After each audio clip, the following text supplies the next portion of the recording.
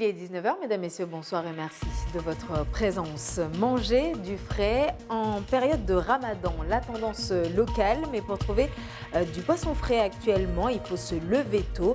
La faute à une mer et une météo pas très clémente. Conséquence, nombreux sont les pêcheurs à rester à quai. Prévenir les mourengues qui dégénèrent, autrement dit la boxe traditionnelle mahoraise qui se pratique habituellement en période de Ramadan, voilà l'objet de l'arrêté municipal émis jeudi dernier par la commune de Ouangani, arrêté qui a conduit, semble-t-il, au saccage ce week-end de l'un des plateaux sportifs de la commune. Les européennes, c'est pour bientôt. Si vous vous demandez encore quelle est l'utilité de ce vote, nous verrons ensemble quelles sont les victoires significatives des eurodéputés ces 5 dernières années. Les européennes, on en parle également avec notre invité Anthony Lemouzy du Rassemblement national. Voilà pour les titres. Bienvenue à tous. Depuis le passage dans la zone du cyclone Kenneth, sale temps pour les pêcheurs de l'île. Des pêcheurs qui ne peuvent aller loin à cause du vent en haute mer. Le poisson frais devient donc une denrée rare en cette période. Dachim Seydachim, Assadi Razafitelu. Les vents forts et la mer mouvementée ralentissent l'activité de pêche sur l'ensemble du territoire. Certains ont pris le risque de braver la mer, mais la majorité des pêcheurs restent à quai depuis près de 10 jours. À 80 km de Mayotte, tu peux pas pénétrer. Il y a vraiment des vagues et des vents, donc il vaut mieux qu'on pense qu'il faut retourner. Donc on a amené un peu de poissons, mais pas beaucoup. On a amené presque 4 cajoles. Donc on a au mois de Ramadan, donc il y a plein de monde qui besoin de poissons, mais il n'y a que des 4 cajoles qu'on a envoyés là. Conséquence, il faut se lever tôt pour trouver du poisson frais. Je viens de Bouini et je suis à la recherche de poissons frais. Dans le sud, il n'y en a pas. Donc j'ai tenté voir si à la coopérative je pourrais en avoir, mais malheureusement il n'y en a pas. Depuis l'arrivée de Ramadan, c'est vraiment la bataille de tous les jours. Tous les jours, on se rend dans les points de vente, mais il n'y en a toujours pas. Une forte demande en poissons frais liée au mois de Ramadan. Aujourd'hui, seules les poissonneries disposant de stocks constitués en amont peuvent répondre aux besoins des consommateurs. Heureusement, on avait fait un peu de stock quand la saison était bonne, donc on avait congelé, on avait préparé un peu tout ça. On avait anticipé le début de Ramadan, donc là on a pu tenir une dizaine de jours. Et là, la météo ne s'est pas améliorée ces derniers temps, juste après la dépression. Donc maintenant, là, les alizés commencent un peu à souffler, mais ça devrait se calmer, s'atténuer. Donc les pêcheurs se préparent pour sortir à la pêche et pouvoir ramener un peu de poissons pour satisfaire les clients. La mer est agitée au large sur plusieurs dizaines de kilomètres. Un sale temps pour l'activité de pêche qui fait le bonheur des amateurs de kitesurf de l'île. Et selon Météo France, les vents commenceront à faiblir en mer demain après-midi à l'est de l'île et ce pendant plusieurs jours. Mais ces vents resteront forts au sud du département. Dans l'actualité également, la circulation encore et toujours de la fièvre de la vallée du Rift à Mayotte. Selon le dernier point fait vendredi 10 mai par les autorités sanitaires, l'île compte désormais 130 cas humains, dont 116 localisés, ainsi que 119 foyers d'animaux malades, dont 95 foyers de bovins et 24 de petits ruminants. À noter que la fièvre de la vallée du Rift qui sévit depuis fin novembre dans le département peut se transmettre de l'animal malade à l'homme et se manifeste généralement par un syndrome grippal, des douleurs musculaires, articulaires, des maux de tête intenses ainsi que de la fatigue. Les manifestations du type mourengue interdites jusqu'à nouvel ordre. L'objet d'un arrêté municipal en date du 9 mai dernier dans la commune de Ouangani. La raison est simple. La boxe traditionnelle telle qu'elle est conçue par la jeunesse n'est pas celle de nos anciens. Une décision qui n'a décidément pas plu dans le village de Barakani. Voyez par vous-même avec ce reportage signé Papino Zeidani Géraldine. Portes arrachées, murs défoncés, compteurs électriques littéralement saccagés. Voilà le résultat d'une nuit de vandalisme au plateau sportif de Barakani. Le local technique du site a payé les frais d'un arrêté municipal interdisant sur ce lieu la tenue des mourengues. Ce matin, la mairie de Ouangani déplore l'ampleur des dégâts. Vous voyez ce qui est derrière, ils ont cassé, ils ont enlevé le portail qui était là, ils ont trouillé quand même derrière, ils sont rentrés, ils ont saccagé tout ce qu'il y a à l'intérieur, vandalisé tout. À partir de là, nous on se retrouve aujourd'hui ce matin dans cet état-là. Donc moi je me demande vraiment comment peut-on arriver jusque-là, parce que même hier, À la suite, je pense que quand ils ont fini ici, ils ont vu qu'ils n'ont pas pu trouver de la lumière. Ils se sont pointés chez moi, à la maison, pour casser tous mes disjoncteurs. Une nuit de saccage condamnée fermement dans la localité de Barakani. D'autant que pour les habitants, l'interdiction des Mouringués reste justifiée. Je trouve ça inadmissible. Pour moi, de ma part, j'aimerais qu'on condamne cet acte. Par rapport à ces jeunes, il faut qu'on leur montre que ce n'est pas bien ce qu'ils ont fait. Les jeunes, ils viennent au Mouringué avec des coupes-coupes, avec des chombos, avec tout. C'est pas bien. Le Mouringué des anciens, c'était juste des coups de poing. Et maintenant, c'est avec des couteaux, avec tout. Donc, c'est pas bon. Des Mouringués qui dégénèrent et qui se transforment par la suite en règlement de compte, c'est exactement ce qui veut être évité dans la commune. Le premier magistrat en appelle à la responsabilité de tous. J'appelle vraiment la population, surtout le village de Barakani, parce que les autres villages, quand même, ils essaient de respecter un minimum de l'arrêté qu'on a pris. Mais ici, dans le village, j'appelle vraiment à ce que la population se lève et essaie de faire quelque chose dans ce sens-là. Parce que nous, uniquement la police, ou le maire, ou les polices municipales, 2 polices municipaux, ou voire même 3, même si on était 10, on ne peut rien faire devant une centaine de gens. La mairie de Ouangani a décidé de porter plainte pour dégradation afin que les auteurs de ce saccage soient interpellés. Ce vendredi, la 3CO, la communauté de communes du Centre-Ouest, dévoilait devant la presse son plan local d'urbanisme. Le plan se veut ambitieux et articulé autour de plusieurs projets déjà financés pour certains. La 3CO se donne 2 ans pour sa mise en œuvre. Écoutons à ce propos le président de la communauté de communes du Centre-Ouest, Zeynoudine Antoïssa, au micro de Lainissé Dachimé à Toumani Simba. Ça nous permet justement de cadrer l'aménagement de notre territoire, accompagner les porteurs de projets, mais en même temps réaliser nos projets du territoire. Et nous avons voulu comment le combiner avec le schéma d'aménagement régional, qui est le SAR, actuellement travaillé par le conseil départemental, parce que le SAR est imposé dans tous les territoires de Mayotte en termes d'aménagement. Donc on a dans un premier temps répertorié une zone pour réserver aux activités économiques. Donc on a une zone d'activité économique déjà en étude sur le site de Coconi. Nous avons un grand projet de cuisine centrale. Pour l'instant, on n'a pas encore trouvé le site. Nous avons des projets qui sont naturellement transférés par les communes, vu que les compétences, les communes les ont perdues. Notamment sur Mtsangamouji, on a une construction des marchés couverts, déjà financée par l'État. Aujourd'hui, on peut parler de 300 000 €. Et à Mayotte comme ailleurs, nombreux sont les projets cofinancés par l'État et l'Union européenne. Une Europe lointaine, géographiquement parlant, raison peut-être pour laquelle ces élections ne mobilisent pas tant que cela à Mayotte. Et vous, l'Europe, ça vous parle? Élément de réponse avec Taslim Abdou Hamza et Alda Alidi. L'Europe, c'est le rassemblement, c'est l'union de pays d'Europe. Après, je ne sais pas exactement ce que finance particulièrement l'Union européenne. Pour ces votes, en tout cas, ce qui est sûr, c'est que moi, je voterai. J'attends juste les instructions de mes proches et je voterai. À l'image de cet homme, beaucoup de Mahorais s'interrogent sur la place de l'Europe à Mayotte, mais aussi des fonds qu'elle peut octroyer. Pourtant, l'Europe a financé des projets colossaux que les Mahorais utilisent dans leur quotidien. Si certains ne voient aucune utilité à ces européennes, d'autres en revanche ont foi en ces urnes. C'est notre collègue parce que j'ai dit ça, parce qu'il n'y a que eux qu'on peut espérer un monde meilleur demain. Parce que maintenant, il faut quelqu'un qui ne te connaît pas, elle t'aide plus que quelqu'un qui est voisin. Comme on dit, il y a la France. Mais avec la France, c'est pas... Déjà, la France est en déficit. Peut-être qu'il faut avoir espoir sur l'Europe. Ce sont des centaines de millions quand même pour des gros projets, l'assainissement, télécommunications, etc. Donc oui, c'est indispensable. C'est une aide financière qu'on ne peut pas occulter ici à Mayotte. L'Europe à Mayotte, important. Ça devrait l'être davantage que ça ne l'est aujourd'hui.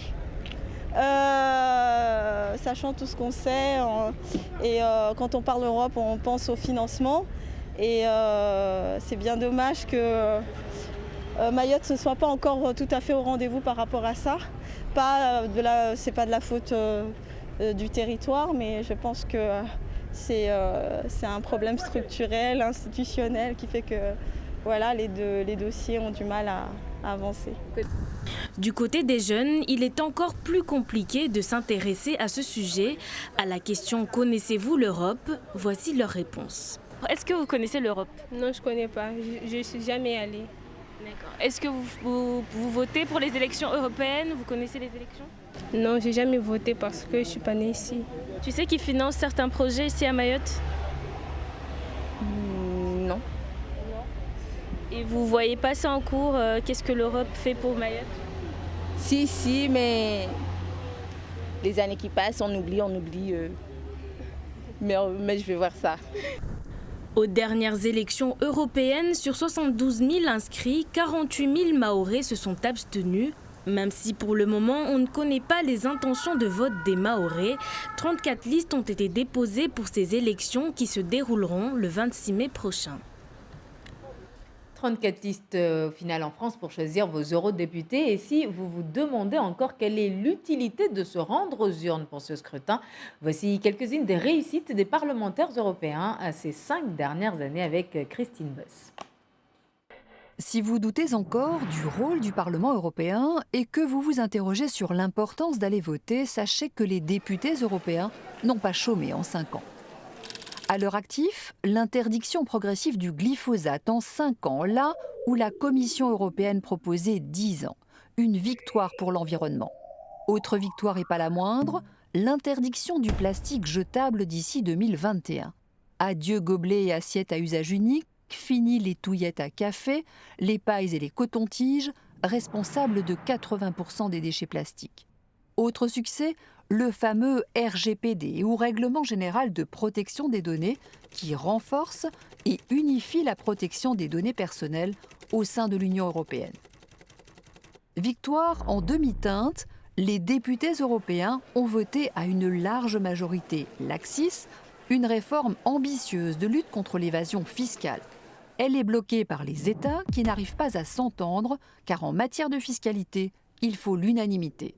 Même constat pour la gestion des migrants, les députés européens ont adopté un plan de répartition européen, là où les États campent chacun sur leur position. Bref, si l'Europe progresse en matière de justice sociale ou environnementale, c'est très souvent grâce au Parlement européen. Et à partir de ce soir, chaque soir, nous invitons le représentant d'un parti pour parler de ces européennes. Anthony Lemouzy, bonsoir. Bonsoir. Alors, vous êtes le premier à ouvrir le bal.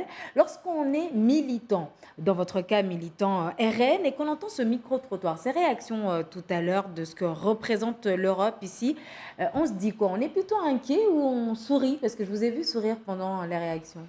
Oui, parce que je me rends compte que les journalistes, même en métropole, inciterait presque les gens à ne pas aller voter, en mettant en avant que ça n'a jamais intéressé les gens de voter aux européennes. Presque, on leur fait croire que c'est pas si important que ça y aller. Alors que c'est les journalistes ou les chiffres? Parce que l'abstention, c'est pas les journalistes qui les inventent. J'écoute la télévision, j'écoute beaucoup de chaînes, et je me rends compte que souvent, on inciterait presque insidieusement à dire aux gens, vous savez, c'est pas tellement important, n'y allez pas trop. Alors que c'est la chose la plus importante à faire, ce 26 mai, qui va déterminer beaucoup de choses, surtout pour la France, dont la métropole Donc et pour Mayotte. vous, ce désintérêt pour ce scrutin vient exclusivement de nous, journalistes? En partie. Et qu'est-ce qu'il faudrait faire, justement, pour que les Il faudrait gens dire aux gens, surtout, aller voter. C'est très important de le faire. Aller dans le sens de positif. Pour Mayotte, pour les électeurs, pourquoi se mobiliserait-il, du coup, pour le coup, et surtout, pourquoi pour le RN? Alors, pour le RN, parce que nous sommes les seuls à expliquer depuis de nombreuses années que les gouvernements français successifs n'ont rien fait justement pour la principale cause du problème Mayotte, qui est l'immigration clandestine. La seconde raison du problème Mayotte, c'est l'immigration clandestine. Et le troisième problème, c'est toujours l'immigration clandestine. On ne pourra pas entamer quelques projets que ce soit sur Mayotte, social, éducatif, touristique, industriel, sans commencer par ça. Et Jordan Bardella, qui va représenter donc aux élections le Rassemblement national, a un programme dictée bien sûr par le Rassemblement national, qui va dans ce sens en priorité. Nous avons reçu ici même sur ce plateau Marine Le Pen. À Mayotte, comme dans l'Hexagone, cette élection, on le dit encore une fois, ce n'est pas de notre faute, mais l'élection, on le voit, mobilise peu. Il n'y a pas de sondage à proprement parler ici sur le territoire, mais pour ce scrutin, en tout cas pour le 26 mai prochain, on annonce une percée des partis d'extrême droite, du moins au niveau des pays européens. Je suppose que c'est quelque chose qui vous réjouit. Ah bien, l'Italie, la Hongrie, bien sûr, tous ces pays-là, on commence à comprendre, l'Angleterre a compris tout le monde. Et il va de soi que plus personne, certains pays, ne croient plus à l'Union européenne, mais espèrent plutôt l'Europe des nations, qui est une consonance tout à fait différente. C'est comme écouter ou entendre, vous voyez, c'est pas tout à fait pareil. Et vous écoutez ou vous entendez ORL? Ah non, on écoute. On entend les autres parler. On entend même des perroquets comme Wauquiez qui reprend les discours de Marine pour trouver des arguments qu'il n'a plus. Alors, vous savez, entre un perroquet comme Wauquiez et un oiseau, ça fait un beau couple tout ça. Bon, l'un c'est un perroquet, l'autre ce serait un rapace. Peu importe. En tout cas, tous les partis adverses, et surtout le parti principal de Macron, depuis 2 ans, qu'est-ce qui a été apporté à Mayotte de positif dans ce sens? Rien. Absolument rien. En attendant, pour les dernières élections européennes, en 2014, le FN était en tête, en métropole, avec 24 eurodéputés. Mais être en tête, pour finir dans un groupe qui n'est pas finalement majoritaire au Parlement, est-ce rentable, j'ai envie de dire, est-ce stratégique? Nous, on n'a pas de groupe. Parce que vous dites que le parti présidentiel n'a rien fait, mais vous, en tant que parti en tête, en tout cas au Parlement européen, qu'est-ce que vous avez fait pour Mayotte, par exemple, depuis 2014? On n'est pas au pouvoir, on ne peut rien faire. Marine a perdu aux élections. Mais vous aviez quand même 24 eurodéputés, ce qui n'était... Les autres partis en avaient beaucoup moins. Mais les autres font partie de groupes. Nous, on est seuls, on n'a pas de groupe. Donc, est-ce que c'est stratégique, alors, finalement? Oui, parce que les autres sont tellement affaiblis par leurs défauts qu'ils sont obligés de se regrouper pour former une forme de force. Mais ils n'ont pas de force tant que ça. D'ailleurs, le résultat va être historique. Même à Mayotte, cette fois. Contrairement au pronostic que tout le monde pense qu'il n'y a pas tant d'engouement pour le vote des européennes, à Mayotte, vous savez, les gens ont compris une chose, que cette fois-là, ils n'auront pas 2 occasions de réussir quelque chose d'important pour Mayotte. Parce qu'il n'y a pas de second tour. Tout va se jouer à un seul coup. Merci. Et ensuite, on aura les présidentielles. Et ce sera le dernier mot. Merci beaucoup, Anthony Lemouzy, d'être venu sur ce plateau, ouvrir le bal des Européennes. Merci beaucoup. Merci beaucoup. Revenons à présent sur l'arrestation de cet homme Magnélé qui vient d'être placé en détention provisoire au centre pénitentiaire de Majicavo. Nous voyons à l'instant ces images qui nous parviennent donc du tribunal, images de Maolida Bonaeri. L'homme qui a été interpellé jeudi dernier par les gendarmes de l'antenne du GIGN à Kahani a été mis en examen pour vol avec violence en bande organisée par le juge d'instruction. L'individu reconnaît 3 infractions visées sur 5. Il nie farouchement par contre être un coupeur de route. Le juge des libertés de la détention a demandé sa mise en détention provisoire au centre pénitentiaire de Majicavo. Parlons tout à fait d'autre chose maintenant. Récompenser les bons élèves, leur donner envie de faire toujours mieux. Voilà l'objectif du concours Challenge Nord, concours sur lequel les élèves de seconde, première et terminale et BTS penchent sur la dictée, les mathématiques ou encore les énigmes. Taslima Abdelhamza et Géraldine, lui, ont elles aussi participé à la 3e session de ce concours. C'était vendredi dernier au lycée du Nord. Avec son tuyau de miroir, centre d'un réseau de fils électriques. Il est 9h, le challenge du Nord commence. Ce matin, Laurie, Yakin et 128 autres élèves composent en dictée, énigmes et mathématiques. Ça va, c'est pas trop compliqué. Certaines énigmes sont pas faciles, mais sinon après ça va. Ça aide beaucoup parce que on a la récompense à la fin. Il y a beaucoup de gens qui pensent à ça, donc ils révisent beaucoup. Ça les aide à avancer. 10h, fin de composition. Les professeurs bénévoles corrigent les copies des élèves de seconde, première, terminale et BTS qui ont participé à cette 3e session. Il y a de très bonnes notes et il y a des élèves qui ont progressé. L'idée, c'est de continuer comme ça et de rendre le travail, alors ludique c'est peut-être un grand mot, mais en tout cas de rendre le travail porteur de réussite et que ça se concrétise puisque c'est quand même une vingtaine d'élèves qui vont être récompensés individuellement, ainsi que toute une classe qui aura une sortie bateau. Ça sera le 18 juin à Mamoudzou. La première gagnante, c'est le coq Ariel. Avec une note de 52 sur 60, Ariel repart avec un ordinateur. Il y en avait d'autres aussi qui avaient de bons résultats. Mais après, je savais que j'étais dans les premières. Mais bien sûr que oui, je suis contente de gagner. Le but de ce concours, faire progresser les élèves. On dit à Mayotte, le niveau est très bas. Et là, on essaie d'élever le niveau, d'essayer de pousser les élèves à faire mieux. Et donc ça, c'est une très bonne chose parce que ça va entraîner d'autres élèves à participer à une action comme c'est fait aujourd'hui. C'est tous ensemble. Là, on a le politique qui vient, on a les entreprises, on a l'éducation nationale. On veut faire avancer Mayotte. Donc le but, c'est ça, c'est d'aller trouver de la main-d'œuvre qualifiée sur le territoire et non pas autre part. Midi, fin de journée. Les 20 premiers repartent avec une invitation dans un restaurant, un ordinateur, un téléphone portable, une tablette et une console de jeu. De quoi donner envie d'étudier.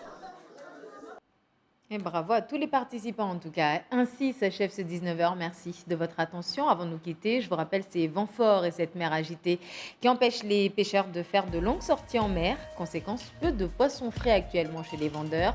Une denrée très prisée en cette période de Ramadan. Mais d'ici demain après-midi, les vents commenceront à faiblir en mer d'après Météo France, du moins à l'est de l'île, ce qui ne sera pas le cas encore dans le sud. Merci de votre attention. Darwesh Daoud dans un instant pour le journal en Moiré. Très belle soirée à vous et à demain.